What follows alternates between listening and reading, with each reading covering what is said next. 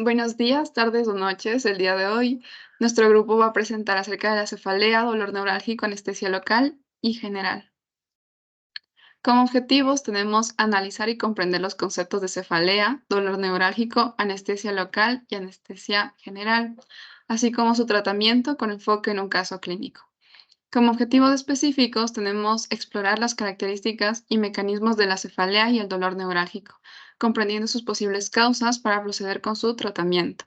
Comparar y contrarrestar las técnicas de anestesia local y anestesia general, destacando sus ventajas y desventajas, y áreas de aplicación en procedimientos médicos específicos.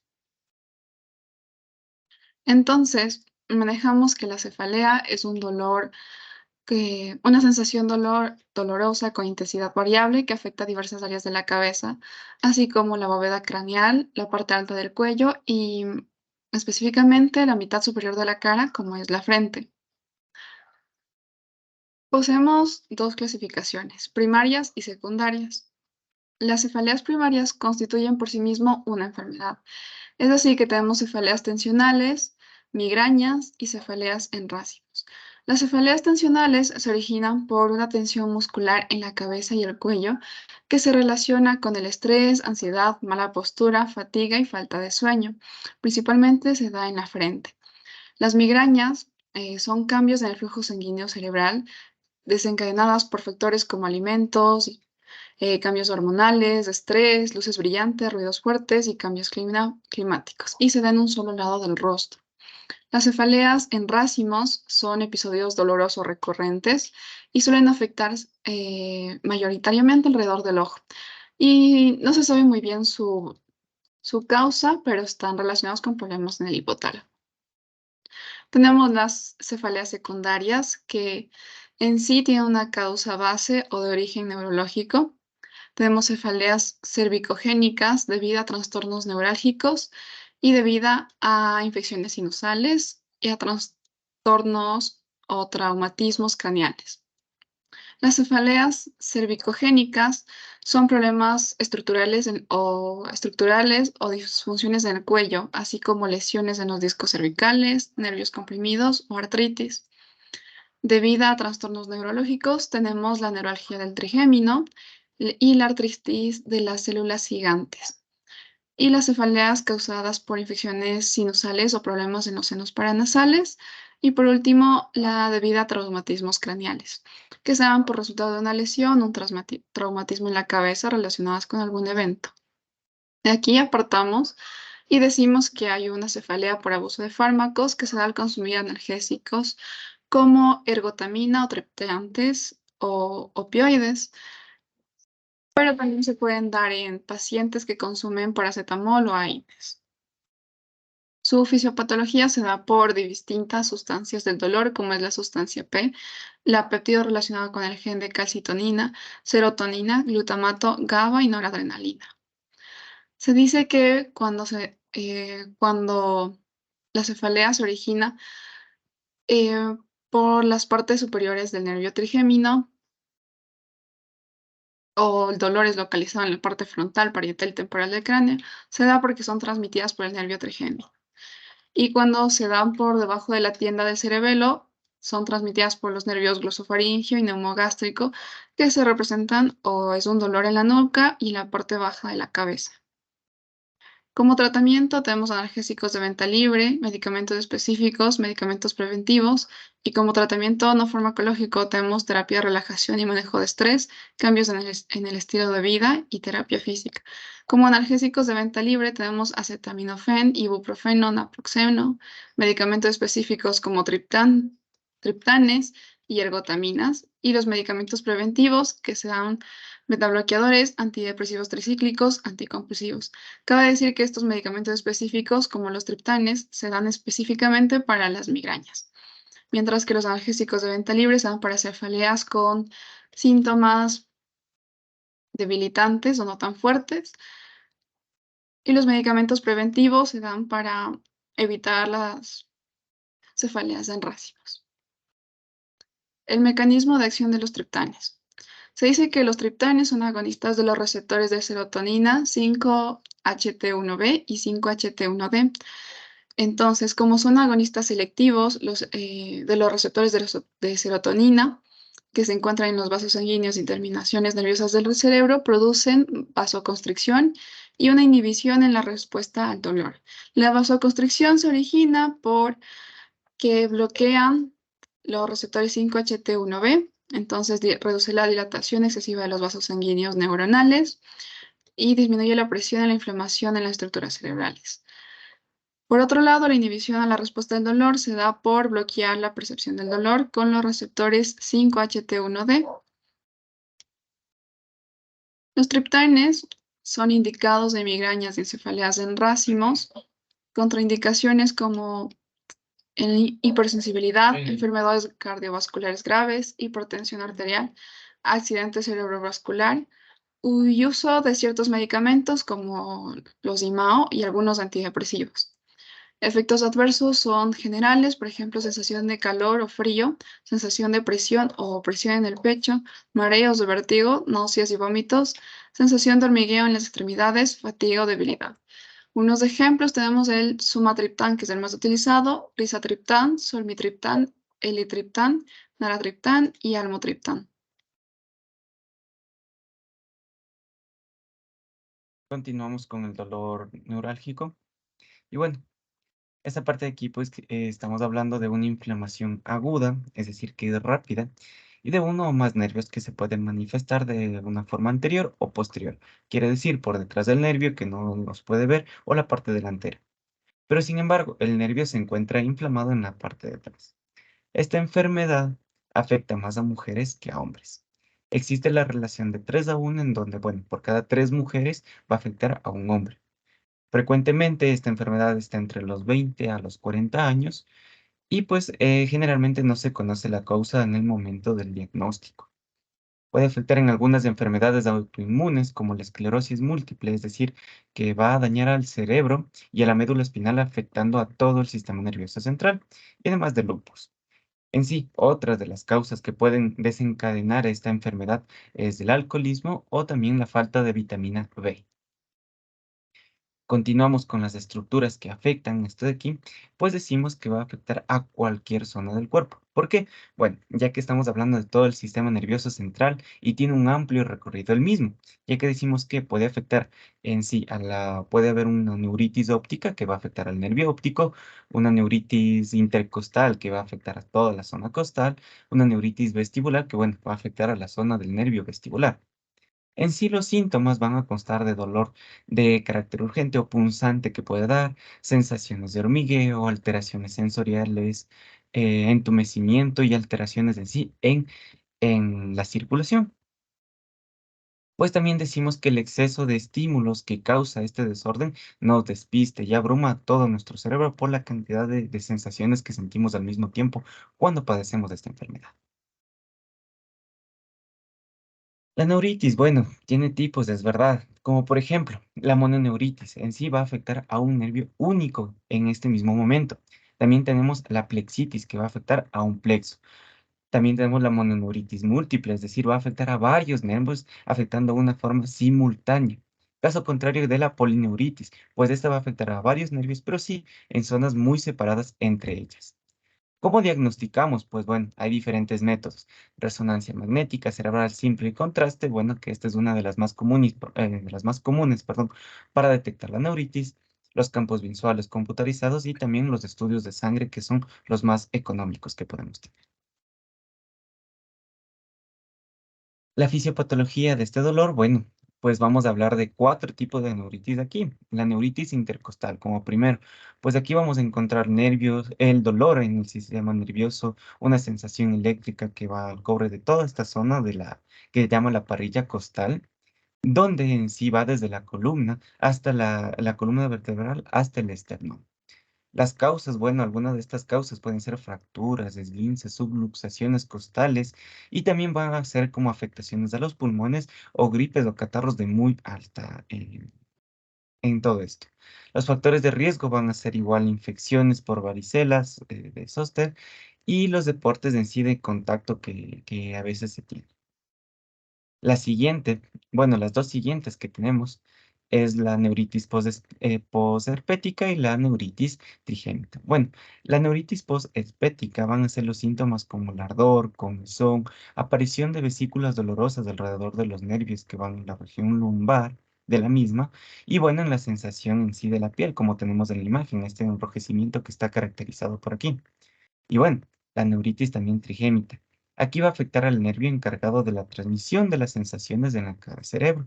Pues el dolor consta en el rostro y similar a una descarga eléctrica de la misma. Se llama trigémita, bueno, porque va a afectar a las tres zonas en estos nervios de la. Finalmente, tenemos en sí la neuritis ciática. La neuritis ciática van a haber factores de riesgo, bueno, van a influir en estas mismas, como cuál, edad, obesidad, profesión. Profesión van a la par con el tiempo sentado, porque va a haber profesiones en donde tú mismo vas a estar ahí por bastante tiempo sentado. Y en sí, la diabetes. El dolor, claro, el dolor va a estar encargado de que del nervio ciático, es decir, desde la espalda baja hasta una o ambas piernas que pueden encontrarse. Los síntomas, bueno, parte baja de la columna vertebral, como decimos, el dolor, hacia los glúteos y debajo de las piernas. Es una característica muy distintiva de esta zona ciática.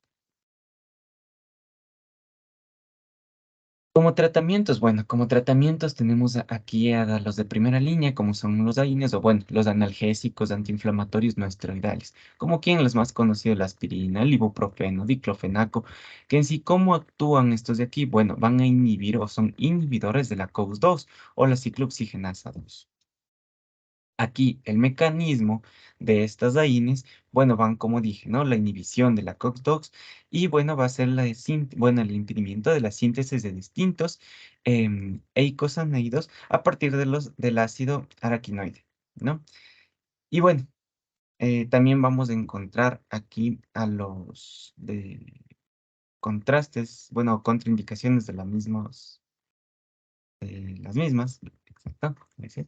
En caso de estas contradicciones, tenemos a la hipersensibilidad al ibuprofeno, que bueno, son causas a veces de algunos pacientes, o el ácido acetilsalicílico en pacientes de la hemorragia gastrointestinal de la misma. También tenemos en sí una contraindicación de la úlcera péptida, insuficiencia hepática o renal. Y bueno, y algunos efectos adversos de lo mismo, como que poco frecuentes pueden ser el vómito, indigestión, fluctuaciones, estreñimiento, diarrea y demás. Y las más frecuentes o las más visibles en estos casos pueden ser las molestias, dolor gástrico, náuseas o pirosis vértigo, ¿no? Entonces, eso de ahí. De ahí obviamente vamos a tener como los de segunda línea a los opioides. Los opioides débiles como el tramadol, codeína, oxicodona o demás van a ser así como actuación en el mecanismo como agonistas puros no selectivos sobre los receptores opioides, con la mayor afinidad en estos de aquí. Bueno, otro mecanismo que en sí contribuye en estos de aquí, pues son el manejo efectivo en los analgésicos, que son la inhibición de la recaptación neuronal de la noradrenalina, pues así va en sí a dar como un analgésico, bueno, del mismo, que va a tolerar más el dolor en el paciente. También tenemos contradicciones de los opioides, como cuál, bueno, pacientes con hipersensibilidad del tramadol, intoxicaciones agudas originadas por el tramadol del mismo, bueno, los pacientes bajo en los inhibidores de la MAO, pacientes con epilepsia y demás tratamientos con abstinencia a morfínicos.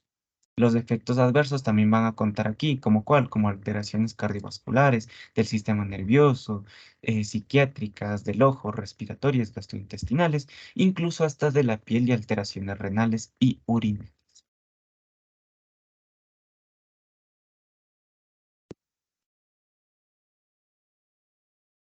Bueno, dentro de este tema también cabe hablar de lo que es la anestesia, así que vamos a empezar hablando acerca de lo que es la anestesia local. Ya, bueno, los anestésicos locales son fármacos utilizados para inhibir las sensaciones dolorosas y estos actúan bloqueando de forma reversible la conducción nerviosa que provoca el dolor.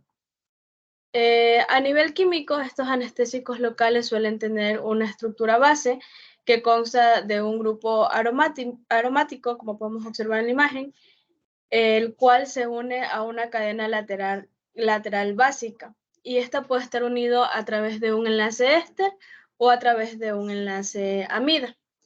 La cadena lateral básica es bastante importante, ya que esta hace que la molécula esté sin carga, y esto es lo que permite que pueda entrar al exoplasma del nervio. Al referirnos de farmacocinética, que es lo que el cuerpo hace en estos fármacos, podemos decir que los anestésicos locales que se encuentran unidos mediante un enlace éster van a ser inactivados mediante las colinesterasas que se encuentran en el plasma, y los anestésicos locales que se unen por medio de enlaces amidas se van a degradar por N-desalquilación que se produce en el hígado. Pero bueno, en este caso nos compete un poco más cómo funciona el mecanismo de bloqueo de la conducción nerviosa de estos fármacos. Y bueno, el mecanismo de bloqueo va a depender bastante del pH. ¿Por qué? Porque el pH va a permitir que estas moléculas de anestésicos se ionicen o no, ¿ya? En la imagen, en la pantalla observamos la ecuación de Henderson-Hasselbalch, que es la que nos permite calcular el pH por medio de las concentraciones de productos y reactivos, ¿ya? Y en este caso, dependiendo del pH, vamos a encontrar una proporción de anestésico local que esté sin carga o con carga. Por ejemplo, a pH 7, el anestésico local con carga va a ser alrededor de un 10%. A pH 8 va a ser el 50% de anestésico local sin carga, y a pH 6 va a ser de un 5% de anestésico local sin carga. Ya, pero bueno, el mecanismo general de estos anestésicos locales va a ser que cuando inyectamos un anestésico cerca de un nervio, a través de la membrana de la fibra nerviosa va a pasar al citoplasma, donde se va a ionizar. Ya, esto es importante porque cuando se ioniza pierde liposolubilidad, y esto va a hacer que no regrese a la parte exterior de la membrana por la cual pasó. ¿Ya? Luego se va a unir al sexto segmento de la cuarta subunidad de los canales de sodio, donde va a entrar, y lo que va a hacer es bloquear el canal de sodio, haciendo así que este se encuentre cerrado e inactivado, y va a aumentar el tiempo en el cual el canal permanece en su estado cerrado e inactivo, por lo cual, por más estímulos o cambios que pasen, el canal no va a permitir que se produzca la despolarización, ¿ya? Entonces así se va a bloquear el impulso doloroso, y luego de este pequeño cambio de potencial que se da por el bloqueo, lo único que va a hacer es que, ya como decíamos, no hay despolarización, y luego regresa a su estado normal, por lo cual no se produce el dolor.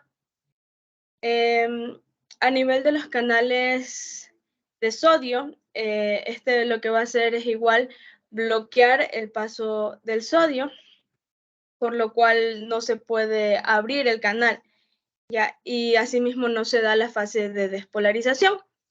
Luego la neurona, al igual que en el caso de los canales de calcio, sí, solamente va a regresar a su potencial de reposo, y el impulso nervioso no va a pasar, o sea, solo va a pasar hasta donde el anestésico local está bloqueando los canales de sodio.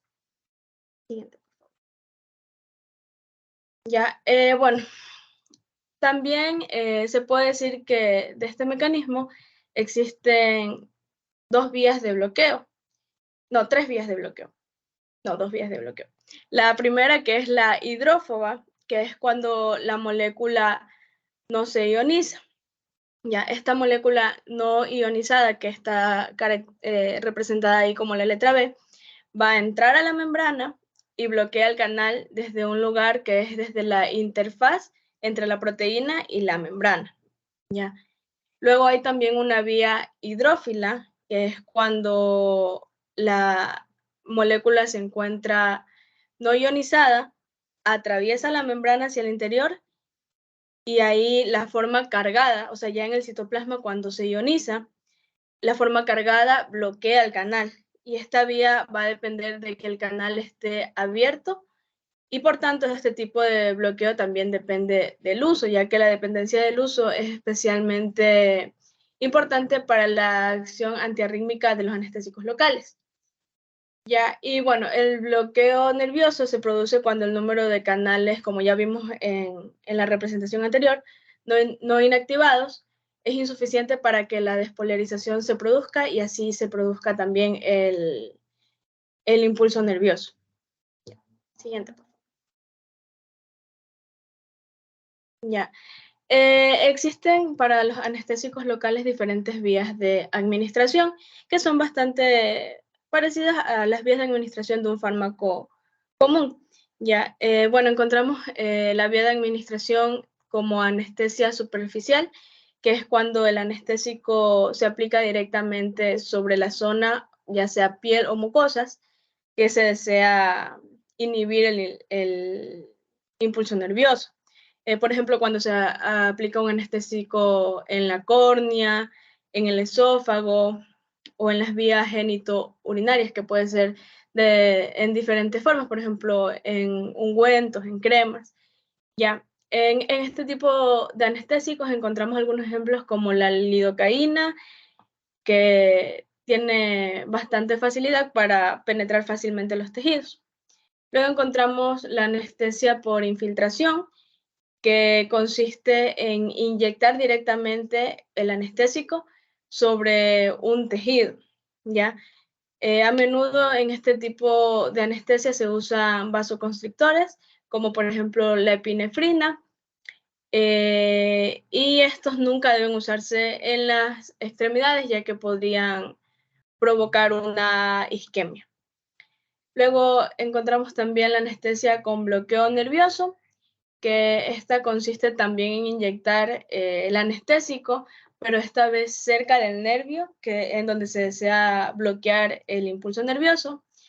Y también encontramos la anestesia raquidioepidural, que consiste en inyectar el anestésico local, pero en el líquido cefalorraquídeo, que ya habíamos visto esta vía de administración previamente.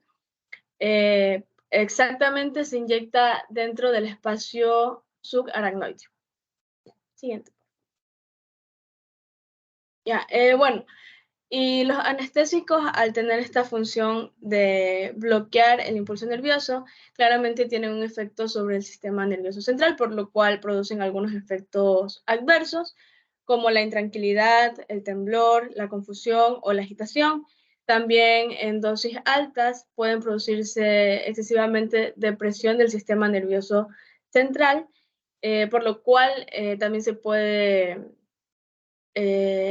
provocar depresión respiratoria, efectos sobre el sistema cardiovascular como la depresión miocárdica y la vasodilatación, alteraciones visuales y fasciculaciones, y la intoxicación grave puede provocar convulsiones y coma.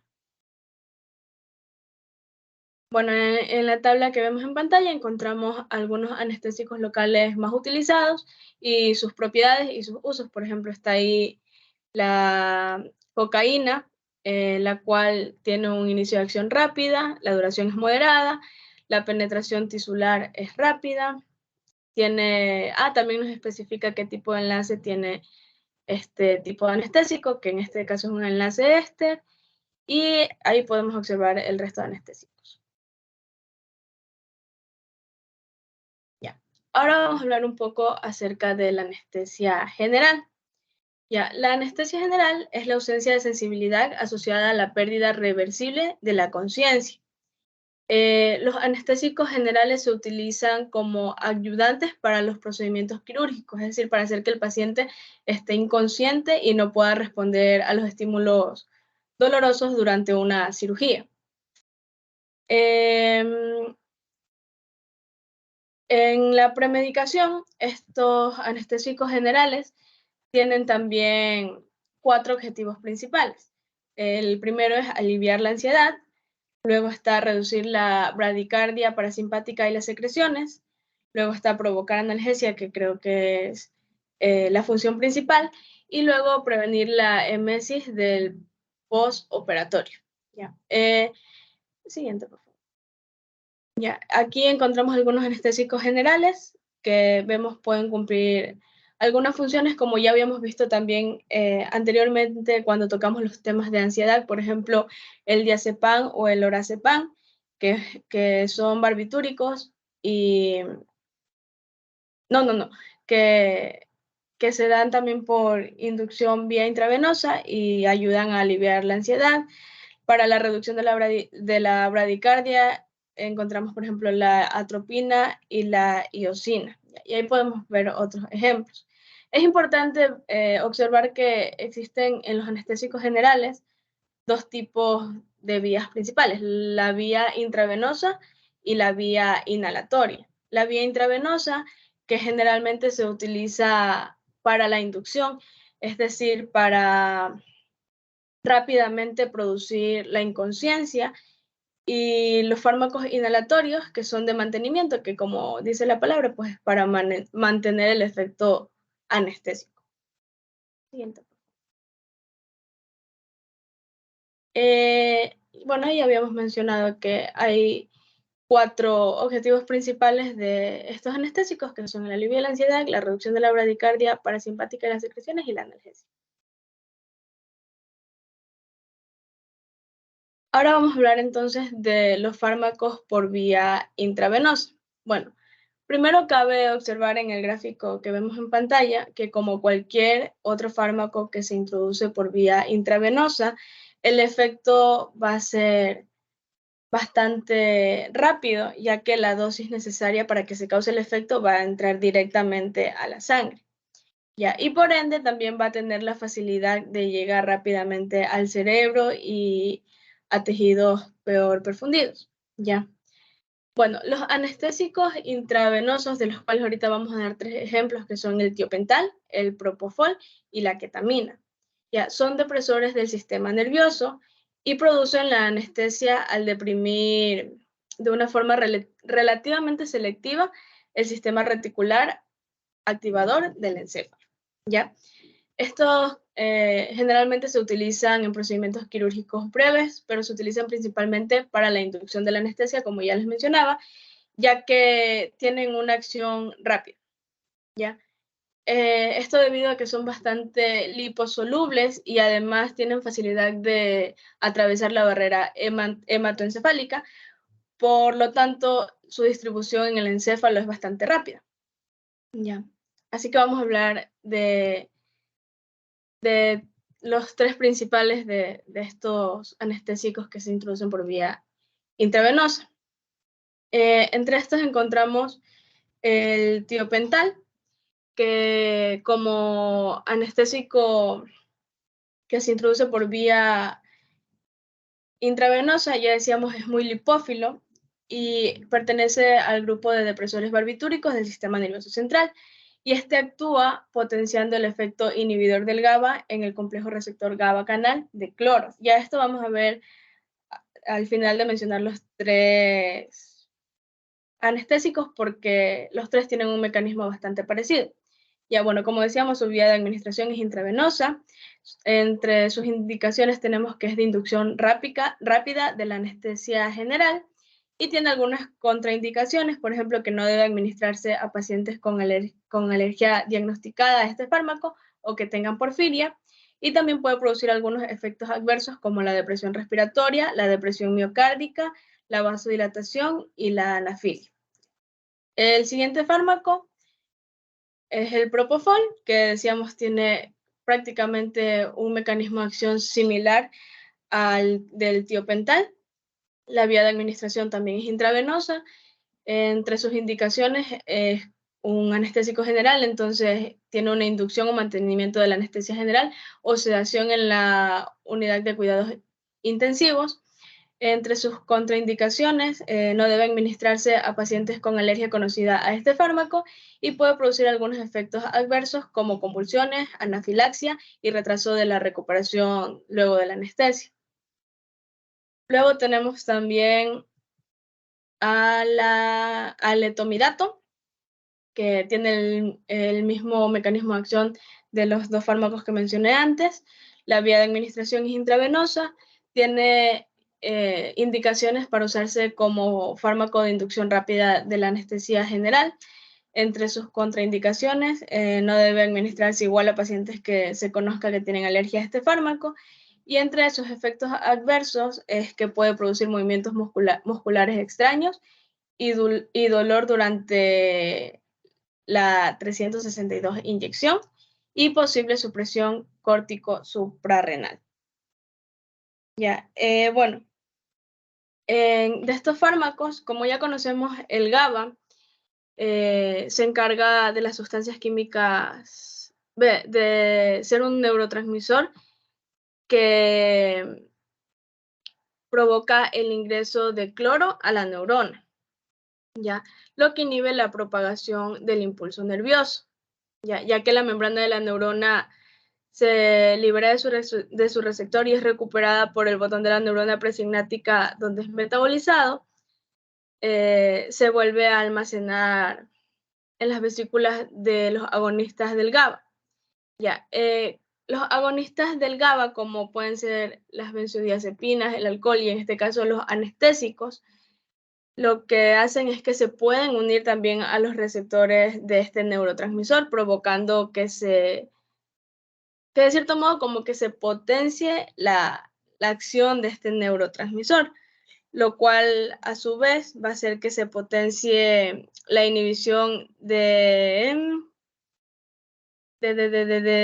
la propagación del impulso nervioso, que en este caso lo que va a hacer es también inhibir ese impulso nervioso de dolor, ¿ya? Y prácticamente este mecanismo de acción de unirse a los receptores del GABA es el mecanismo que ocupan estos tres fármacos que acabamos de mencionar previamente. Ya. Ahora vamos a hablar de los anestésicos inhalatorios, que como ya habíamos dicho, son anestésicos de mantenimiento. Ya, entre los tres más comunes encontramos el alotano, el enflurano y el óxido nitroso. Ya, de estos fármacos, cabe recalcar que no hay como un mecanismo de acción específico, ya que esto va a depender de la naturaleza del fármaco. Ya, por lo cual no podemos explicar un mecanismo en concreto, pero sí podemos decir que la acción de estos fármacos va a depender de las propiedades físico-químicas de la molécula que se use como anestésico, y la potencia que estos puedan tener va a estar estrechamente relacionada con la liposolubilidad y por ende de su capacidad de disolverse en los lípidos de la membrana. Ya. Vamos a explicar entonces los tres más comunes. Ya como decíamos, va a depender bastante de tres factores en concreto, que son la concentración del anestésico en el gas aspirado, también de la solubilidad del anestésico y también del gasto cardíaco o de la ventilación alveolar. Ahora sí vamos a continuar con esto. Ya, el primero más utilizado es el óxido nitroso. Como ya habíamos dicho, se administra por vía inhalatoria. Este se utiliza en el mantenimiento de la anestesia en combinación con otros fármacos y también para la analgesia. Entre sus contraindicaciones, hay que tener cuidado con el neumotórax, ya que el óxido nitroso tiene la función de difundir hacia el aire contenido en espacios cerrados. ¿Ya? Y también en los efectos adversos se ha asociado con mielodepresión si se utiliza a largo plazo. Luego tenemos al alotano, que también es por vía inhalatoria. Este se usa también para el mantenimiento de la anestesia. Entre sus contraindicaciones tenemos que no debe administrarse a personas que hayan tenido una reacción previa a este fármaco, alguna reacción alérgica o con exposición a él en los últimos 3 meses. Y en los efectos adversos encontramos que puede producir depresión respiratoria, que da lugar a una presión parcial de dióxido de carbono elevada. También deprime las fibras del músculo cardíaco, por lo cual puede producir una posible bradicardia y arritmias ventriculares. ¿Ya? Y finalmente tenemos también al último fármaco anestésico inhalatorio, que es el enflurano, el cual también se utiliza para el mantenimiento de la anestesia no debe administrarse a personas con epilepsia y entre los efectos adversos encontramos que causa la depresión cardiorrespiratoria parecida a la del alotano, aunque la incidencia de arritmias es mucho menor que con este.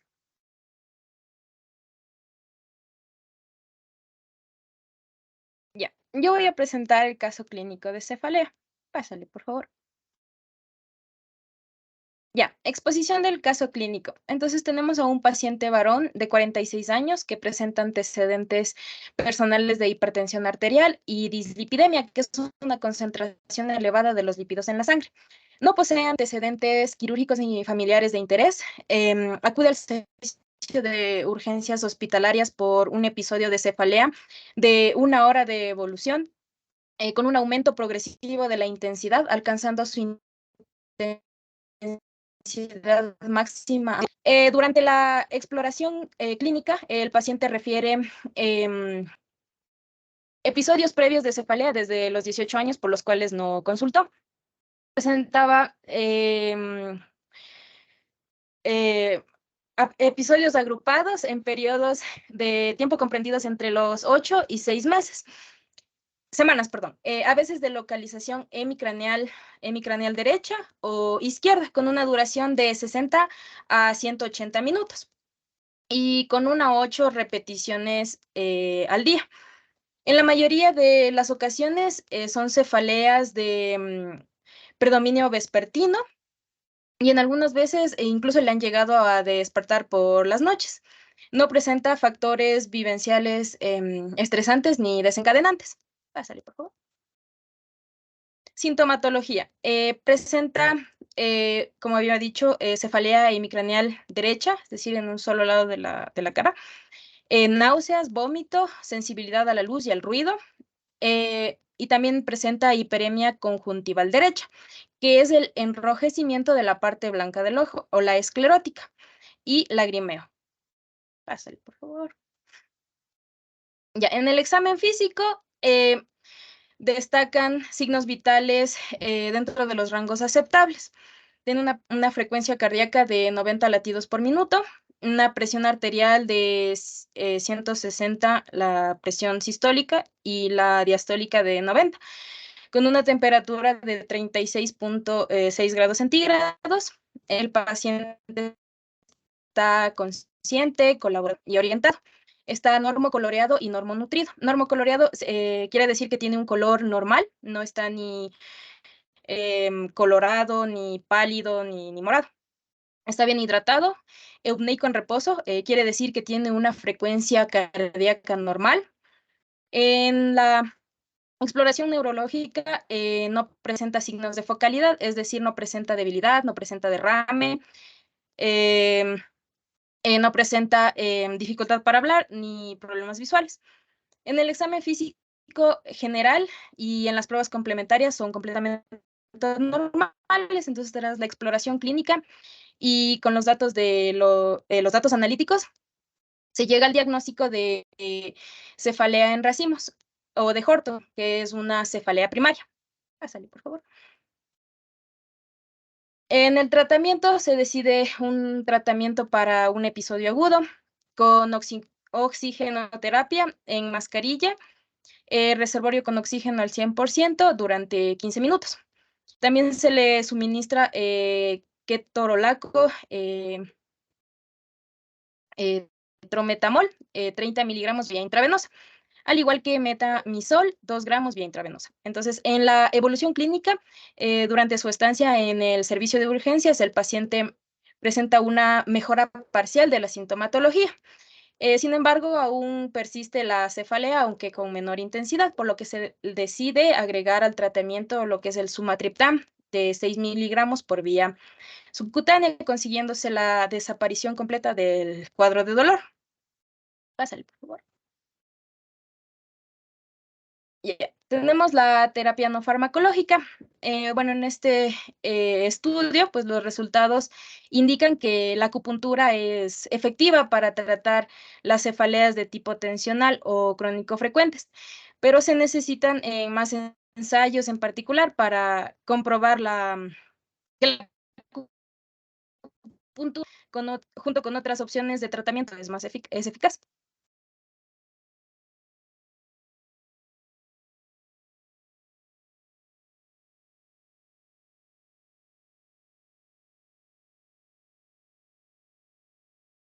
A continuación yo voy a exponer un caso sobre un dolor neurálgico. Pásale, por favor.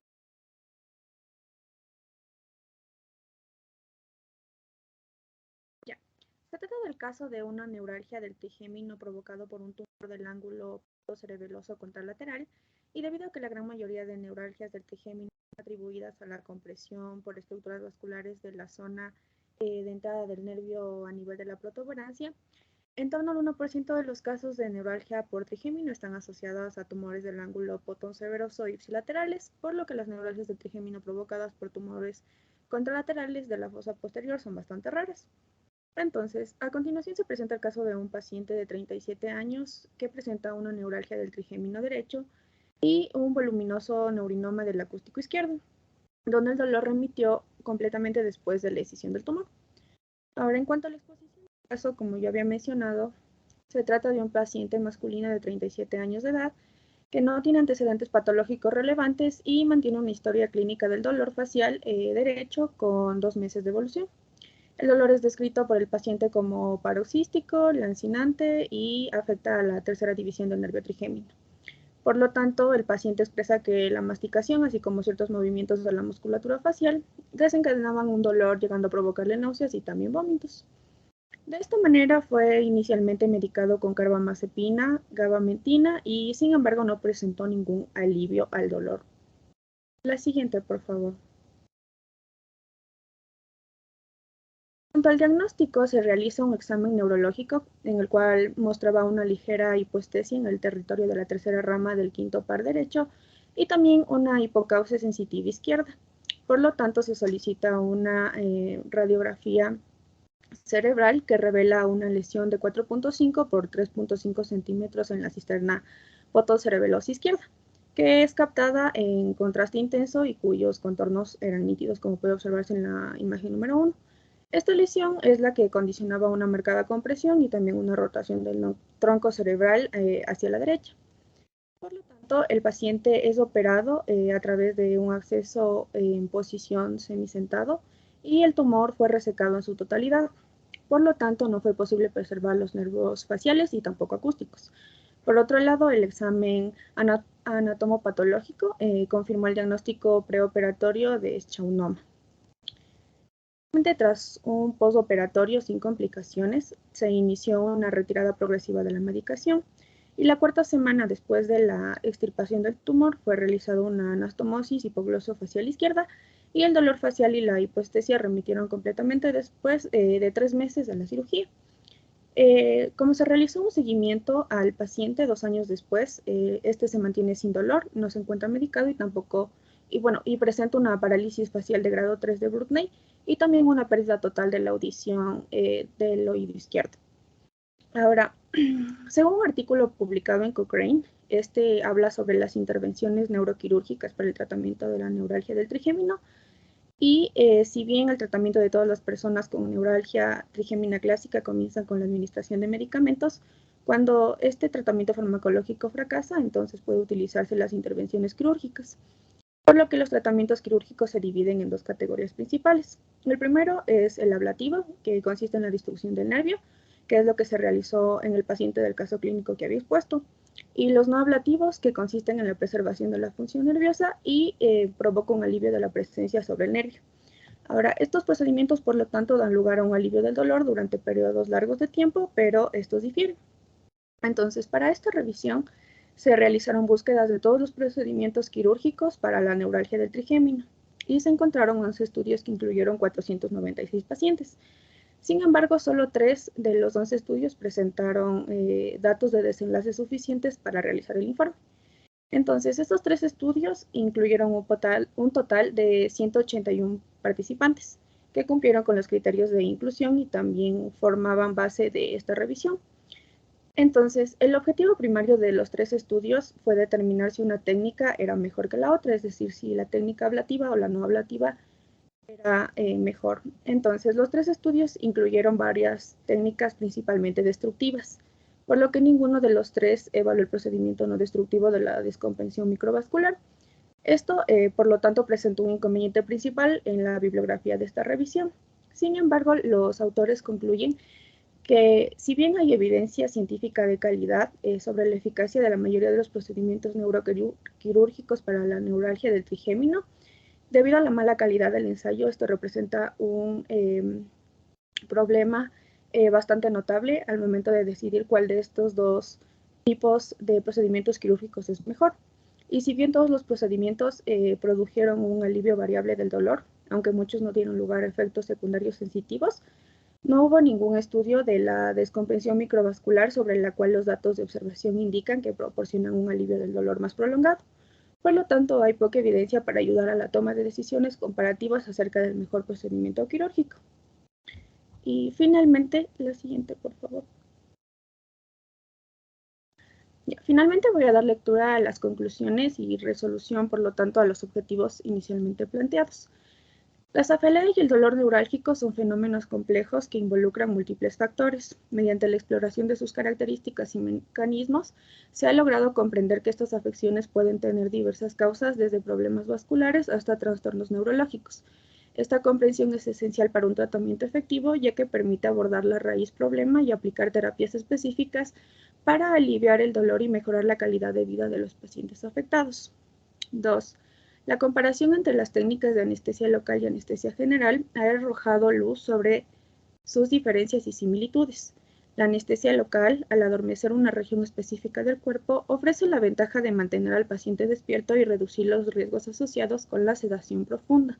Por otro lado, la anestesia general sume al paciente en un estado de inconsciencia y relajación muscular, permitiendo intervenciones más invasivas. Cada técnica tiene su propia ventaja y desventaja, y su elección depende del procedimiento a realizar y las necesidades individuales del paciente. 3. En un caso clínico donde se presenta cefalea o dolor neurálgico, el enfoque debe ser integral y personalizado. La correcta identificación de las causas subyacentes es crucial para seleccionar la terapia adecuada, ya sea mediante tratamientos farmacológicos específicos para las migrañas o técnicas de bloqueo nervioso para el dolor neurálgico. Además, al considerar técnicas de anestesia, se debe evaluar cuidadosamente la situación clínica y los objetivos del procedimiento para determinar si se requiere una anestesia local o general. Finalmente, la bibliografía, y esa es nuestra presentación. Muchas gracias.